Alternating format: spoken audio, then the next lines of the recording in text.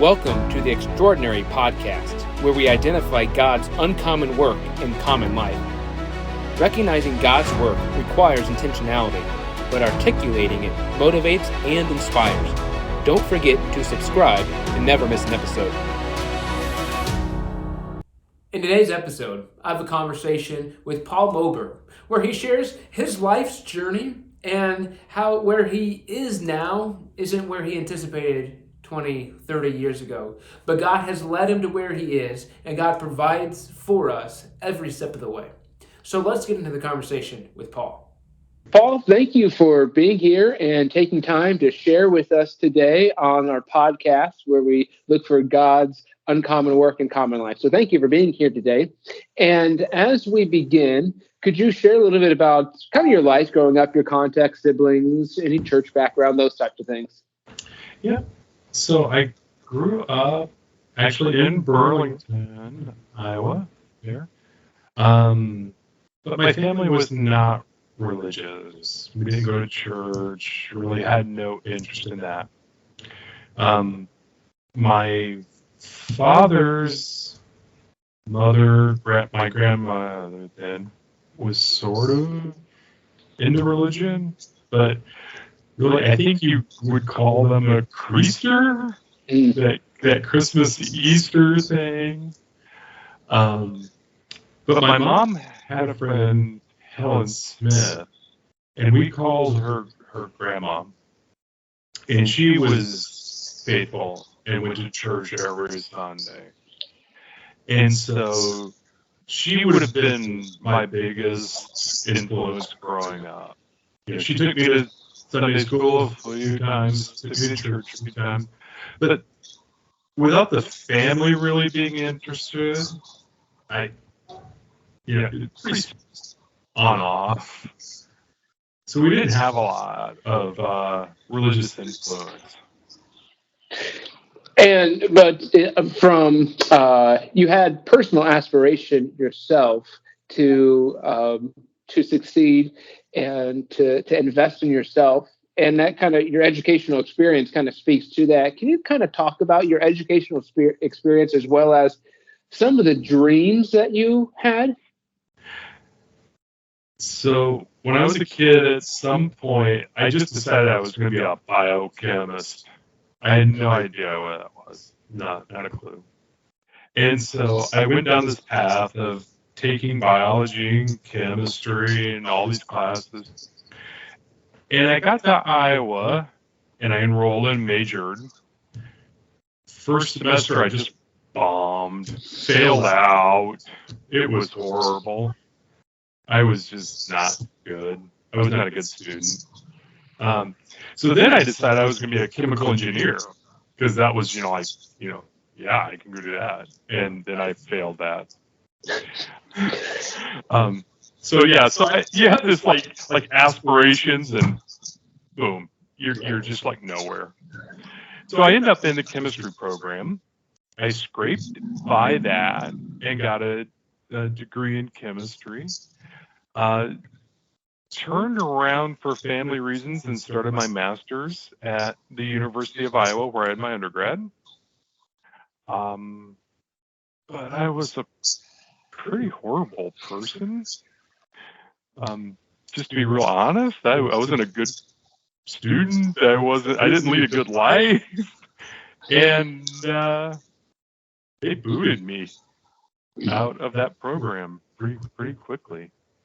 I did end up getting my master's from them, but then I ended up at Louisiana State University in their PhD program, and it was okay, but I was still not. I was very driven and motivated to succeed, but I was still not really doing much good. So why Louisiana State University? What drew you to, and was this PhD in chemical engineering, or what was it in? It was a PhD in chemistry. And what drew me there was a professor named Robin McCarley, and he was doing some microscopy work, and I was really into what he was doing. It was, and I mean, like when I talk about microscopy, I'm talking about on the atomic scale. So, my time with him was really spent with an atomic force microscope, looking at a very thin layer of chemicals on a piece of glass, like super thin. But that's what drew me there. And the interesting thing is, I had been accepted there, and I visited there. I had also been accepted at Wyoming, but I didn't visit Wyoming. So Dixie had also been accepted at Wyoming and LSU. She visited both, but we both ended up at LSU. And so that was kind of an interesting sort of twist. Can you talk about how you met Dixie and how your relationship began? Yeah. So we were in a lot of the same classes together. When you start the program, you have to take this series of tests, and I only passed one, and I don't know if she passed any. Maybe I should have said that. Anyway, so we were in quantum mechanics together and a couple of these other classes, and we just got to know each other. So we would just meet and things like that. And we had a study group. It was like me, her, a guy named Phil was also in our classes, and he would show up. And so we had this group of friends. We just kind of hung out together and saw each other. But it was mostly, it was really, the amazing thing is just that I was still not a really great person. But we met there, and then I started going to church with her. So through association and seeing how she was living her life, I got interested in this. And she said, well, I go to this church. It's called Quail Ridge Bible Church. I don't know what it's called today. Frank Friedman was the preacher then. He is still the teaching pastor there. But I started going to church with her there. And that's kind of how our relationship evolved. And how long did you guys date before you became engaged? There's some debate on that. Like she'll say we officially dated for like 2 weeks, but we knew each other for like a year. And her faith was very important to Dixie, and it was important that she was married to somebody of faith as well, correct? Mm-hmm. Yep. And so now I want to be careful. Usually dating is not the most successful evangelism strategy, but you were drawn to Jesus because you saw her and her relationship with Jesus, which was something you had not really experienced growing up. There were some people, but for the most part, that wasn't something that was your world. Yeah. And so it was really Frank Friedman and his testimony. So he was a college football player. He wasn't a Christian, and certainly was not ministry bound. As he described himself once, he said, if you saw me play, you wouldn't have thought I was the most ungodly player on the field, or something like that. So he had this very similar background, and he came to Jesus through his wife, but it was really his testimony of saying, hey, I was this type of person, and then I got saved. And he was really the first person I encountered who made me realize you don't have to be perfect to get saved. God can save you out of any state you're in. And so that was kind of what led me to Christ. Now, a question I like to ask guests on the podcast here is, when did you become serious about Jesus? But as someone who became a follower of Jesus as an adult, was that the moment when you came to know Jesus? Was that when you became serious about Jesus, or did you have other moments of development that are notable? Well, you probably have other moments of development that were notable, but was it one of those things you became serious right away? So what happened is I was going to church. I was listening to his sermons, and they were great. But I came to a point where I said, I'm a hypocrite. I'm not following Christ. I'm showing up to church like I am, but I'm not. And I didn't want to do that anymore. And so I went home and I really thought about God. And I really tried to find a reason that God didn't exist. Like what reason can I come up with that says God doesn't exist? And I couldn't find one. So we have the historical evidence of the Bible. We have other historical references. And then I really got to think about creation. And I just couldn't reconcile the complexity of our universe without a design. And that design has to be God. And so then I met with Frank and said, hey, I want to become a Christian. How do you do this? And he was super funny because he was just like, you've come in for this. I'm like, yeah, I made this appointment, and I wanted to understand how this works. He goes, we deal with so much in this office that you're coming in here just saying you want to follow? And I'm like, yeah. He goes, okay, that's great. Here's how you do it. It was just such a weird thing. Like, he thought I had, and to be honest, at that point in my life, I did have some major issues. But yeah, I just showed up and said, hey, I want to follow Christ, and how you do it. And that was a done deal for me. Look, that's a fascinating story, and we sometimes say how God meets us where we are, and for you, it sounds like you, as a PhD student in chemistry, science area of deep academic work, Jesus met you exactly where you were and revealed himself to you. So regardless of where we are, Jesus meets us where we are.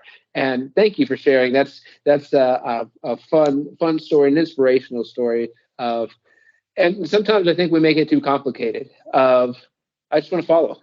Like that's we get in the way sometimes, but that's a, like I said, inspirational story. So thank you for sharing.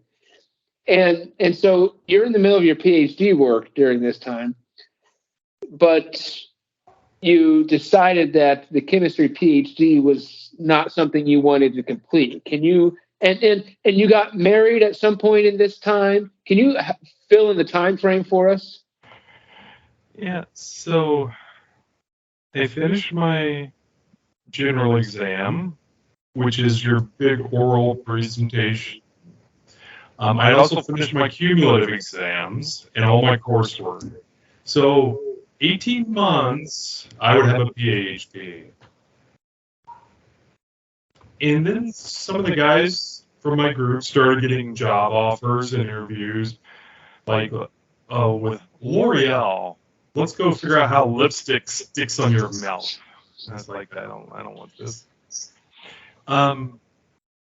And I realized I was not going to be happy doing that. So I took a job with a small consulting firm setting up computers on people's desks. And to Dixie's credit, she did not kill me. Because I went from having a really bright future to really making nothing and just playing around. So I did that for this company for a year. Things got bad there. And then I went to another company. And the second company was great. Okay, so the first company, there was some illegal stuff happening I didn't want to be involved in. So I went to this other company. And they were Christian owned and operated. We had Monday morning prayer where we prayed for each other. We prayed for our customers. We prayed for everyone. And then we went through morning business. It was just great. Very encouraging environment. And it showed me really what working could be like. But that's kind of, and then from there we ended up living in Iowa for Dixie's job. And then I worked for a brush factory in Fairfield for like 10 years or something. But that's kind of how I got there. And so now you're in IT, essentially, and kind of a weird line from chemistry to IT, but you're self-taught in a lot of ways with computers and software and programs. And is it something where you read and taught yourself or picked up? How did you get to have that skill set? That was really it. The second company I worked for is very focused on certification. So you bought books, you read them, you went and took tests, you got these little certification. And then just throughout my career, I just picked up books and read them, watched videos on the internet, went to a training at New Horizons in Cedar Rapids, things like that. So what do you enjoy about IT, computer, software work? It's going to be horrible.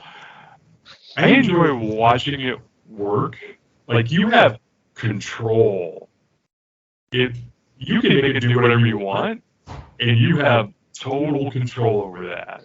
And it's such a great feeling when you push a prod, and it works, and you're just like, yeah, I did that.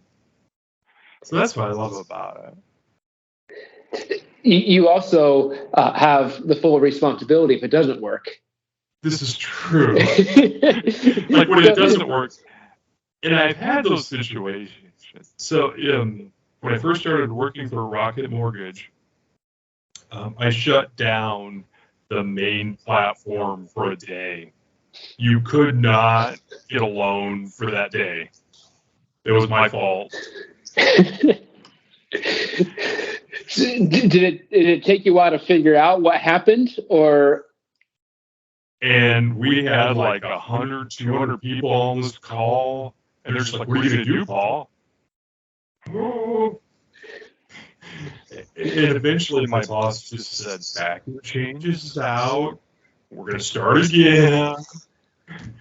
But yeah, there was about a half a day where it's like it would work for a couple seconds, then it would shut down, and then finally they were just like, "We can't work. What are you gonna do?" It's like, I don't know. Yeah, you are responsible. But I do agree. It is fun when you see that it works, that it comes together, and you can see that you're actually doing something that's producing something. So nobody likes to do a meaningless job or a job that produces nothing.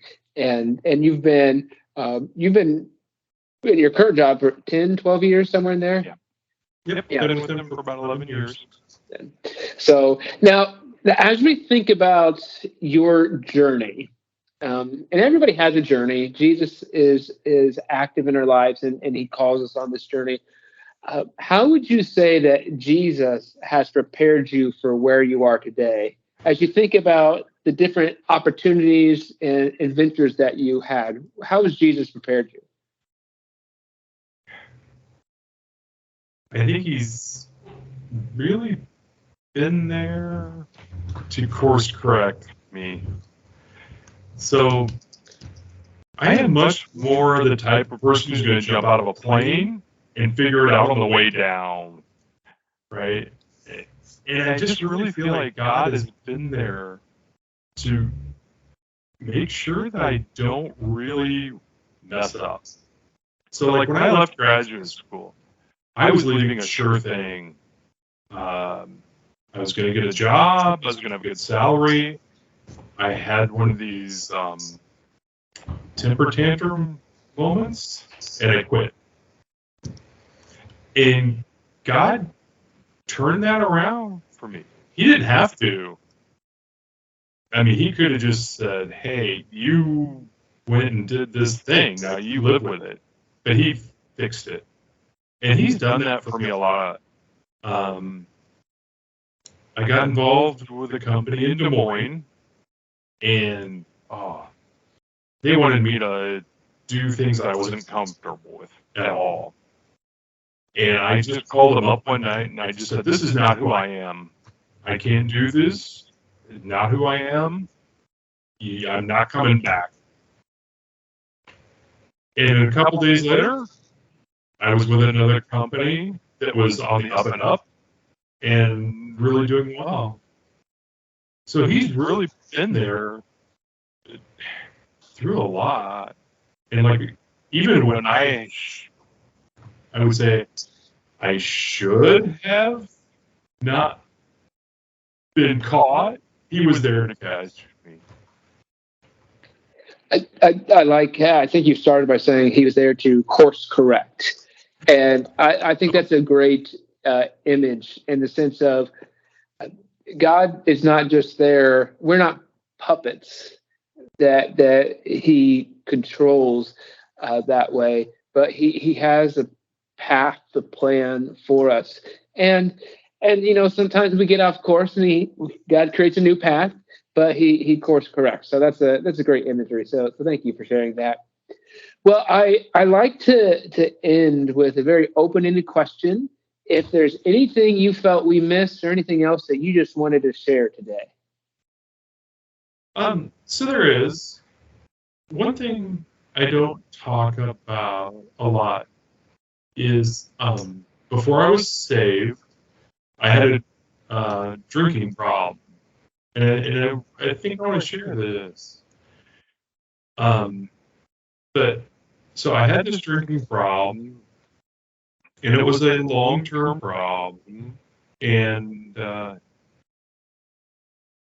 when I got saved, that was the first thing God did for me. I just lost all desire for alcohol. I don't even think I prayed for it. I think it's just like saved, clean and sober, move on. Mm-hmm. And so for like 26 years now, 27 years, I just haven't had the desire for any of that. And I think that that's a thing with God. I think if you truly want to be free, God is the way for you to go. And so I would just really want to encourage anybody who is struggling with anything, just reach out to God. And I feel like he'll fix it, change it, whatever. That's a great word, and a great personal testimony of how God can transform us. He doesn't want us to just cope. He wants to free us. That's a great example, a great testimony. So thank you for sharing that, Paul. I appreciate your transparency and just giving glory to God for that. But well, this has been awesome. I love these conversations and just hearing your story about how God has moved in your life, how God has provided for you, and how where you are today isn't necessarily where you anticipated 25 years ago, but God has been with you every step of the way, and that's just being with God is the goal. It's not being where our personal ambitions take us. It's being where God is leading us. So Well, Paul, thank you for being a guest on the podcast and taking time to share with us today. We appreciate you being here. So thank you, Paul. All right. Thank you. Thank you for joining us for this podcast. Be on the lookout for how God does uncommon work in common life. And please subscribe to never miss an episode.